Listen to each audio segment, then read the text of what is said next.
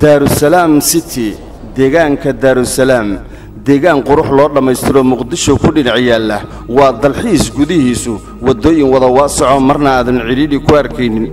naqshadiya deegaanka guryaha loo diyaariyay laba dabaq wada miraayada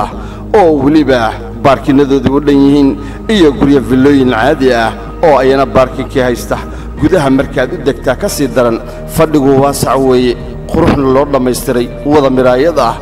waliba kushiinka ka sii daran oo isaguna mid casri ah habkii u dambeeyana loo diyaariyay jiifkuna waa mid qurux badan oo laga daalin daarusalaam supermarket baa ku dhex yaala oo ah suuq waasac adeeg walbaana laga helo iyo waliba baarkin waasac oo suuqu uu leeyahay baabuurtana la dhigta ciriir warkiida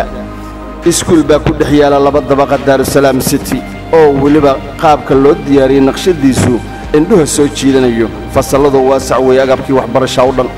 goobaha carruurtu ku ciyaaraan oo adeegii carruurtu ay ku ciyaaraan shay ka maqnayn isna waa ku diyaar